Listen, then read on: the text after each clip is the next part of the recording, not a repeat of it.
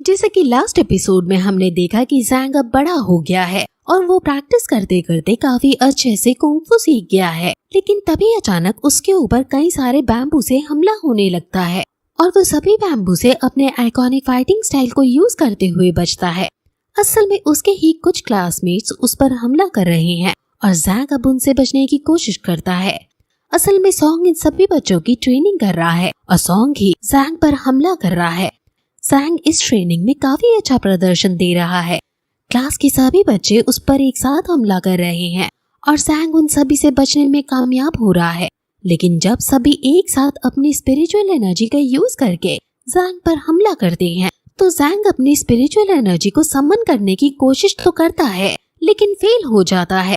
हालांकि वो तो उसकी किस्मत अच्छी होती है कि जिस पेड़ पर वो खड़ा था वो पेड़ टूट जाता है जिससे वो नीचे गिर जाता है और उनके अटैक से बच जाता है। ज़ैंग काफी उदास था क्योंकि वो अपनी स्पिरिचुअल एनर्जी को यूज नहीं कर पाया था।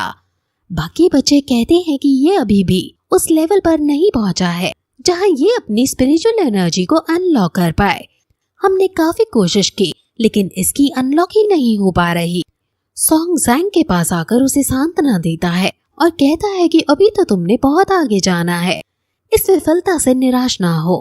ज़ैंग कहता है कि मैंने अपने भाइयों को फिर निराश किया और फिर सभी वापस जाने लगते हैं और जाते जाते बाकी बच्चे बातें करते हैं कि ज़ैंग कुछ सालों से काफी स्लो हो गया है, शायद उसका स्टेट ऑफ माइंड अभी ठीक नहीं है। अब वो लोग बातों बातों में पॉइजन का नाम लेते हैं और ये सुनकर उसको एक आइडिया आता है और सोचता है कि ये मैंने पहले क्यों नहीं सोचा। वो तुरंत वहीं कल्टीवेट करने बैठ जाता है। उसके आसपास का ऑरा जब बाकी लोग नोटिस करते हैं तो हैरान हो जाते हैं। वहीं इन सभी बच्चों के शिफू यानी मास्टर वहां आते हैं और वो ज़ैंग को ऐसा करता देखते हैं।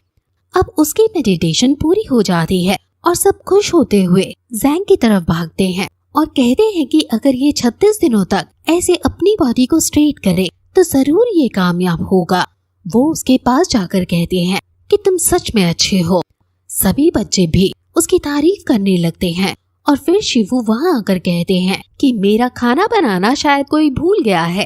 यानी वो ज़ैंग को ये ताना मारते हुए कहते हैं और आज सभी के खाने बनाने की जिम्मेदारी उसे दे देते हैं। अब ज़ैंग फिर से प्रैक्टिस करने के लिए बैम्बू काटने लगता है लेकिन तभी वहाँ कोई उस पर एक फ्रूट देकर मारता है। ज़ैंग उससे बचने की कोशिश करता है और कहता है कि तुम जो भी हो सामने आओ। असल में ये एक मंकी कह रहा था और मंकी उस पर अब बैम्बू भी फेंकने लगता है। ज़ैंग उस मंकी को रोकने की कोशिश करता है लेकिन वो ऊपर पेड़ पर जाकर बैठ जाता है। वहीं दूसरी तरफ हम ज़ैंग के बचपन के दोस्त जिसका नाम लिन है उसको अपनी तलवार से पूरी की पूरी चट्टान को तोड़ते हुए देखते हैं।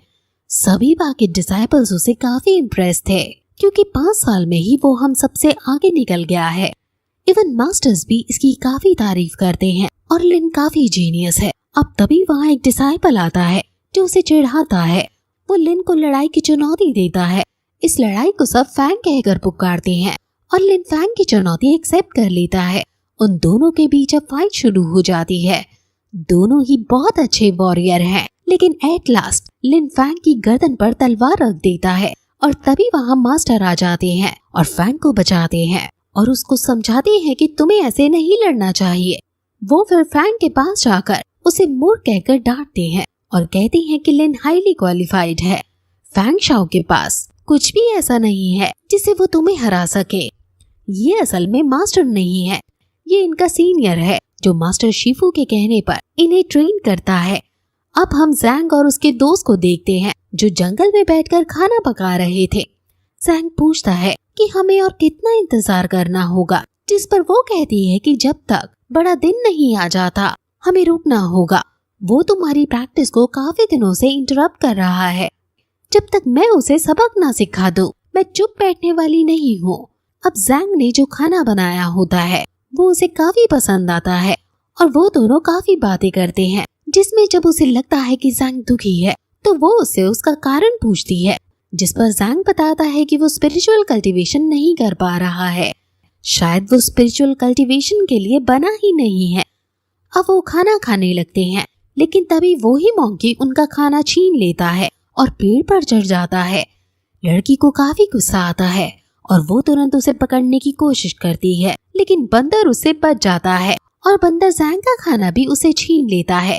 वो दोनों फिर मंकी का पीछा करने लगते हैं। बंदर पेड़ पर चढ़कर भागता जा रहा था और वो दोनों उसका पीछा करते हैं। लड़की अपनी उड़ने की ट्रिक से ज़ैंग को लेकर उसकी तरफ तेजी से जाने लगती है, लेकिन फिर भी वो मंकी को नहीं पकड़ पा रही होती और फिर मंकी का पीछा करते करते वो एक बार तो गिर भी जाती है।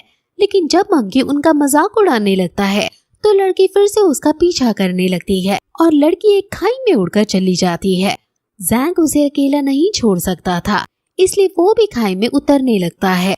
उतरते उतरते उसके हाथों से खून भी बहने लगता है और काफी मुश्किलों के बाद वो खाई में उतर पाता है। लेकिन तभी उसे लड़की के चिल्लाने की आवाज आती है और आगे जाने पर वो उसको बेहोश हुआ पाता है।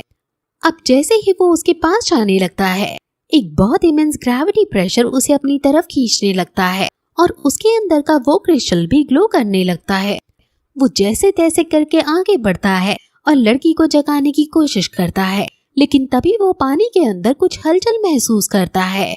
वो मंकी भी बेहोश पड़ा था। ज़ैंग पहले लड़की को उठाकर पेड़ के नीचे एक सेफ जगह पर रखता है और फिर मंकी को बचाने उसके पास जाने लगता है और उसे उठाने की कोशिश करता है, लेकिन तभी उसके अंदर से वो क्रिस्टल निकलता है और पानी में जाने लगता है। वो उसे रोकने की काफी कोशिश करता है और क्रिस्टल को जोर से पकड़ लेता है, लेकिन क्रिस्टल समेत वो भी पानी में चला जाता है। पानी के अंदर वो सांस भी नहीं ले पा रहा था, इसलिए वो सबसे पहले पानी के अंदर सांस वाली ट्रिक को एक्टिवेट करता है और फिर वहाँ क्रिस्टल को देखता है। वो क्रिस्टल एक खास तरह के पत्थर पर जाकर लग जाता है और वो बहुत सीक्रेट वाइब्रेशंस प्रोड्यूस करने लगता है। वो क्रिस्टल और स्टिक अब ज़ैंग के चारों तरफ घूमने लगती है और जैसे ही ज़ैंग स्टिक को टच करता है, वो स्टिक और क्रिस्टल एक दूसरे से मिल जाते हैं। ज़ैंग फिर उस स्टिक को पकड़ता है और क्रिस्टल का ऑरा उसके अंदर जाने लगता है और तभी वहाँ ब्लास्ट होता है, जिसके इफेक्ट से ज़ैंग के हाथ से स्टिक छूट जाती है और ज़ैंग नीचे की तरफ गिरने लगता है और फिर यही एपिसोड खत्म हो जाता है।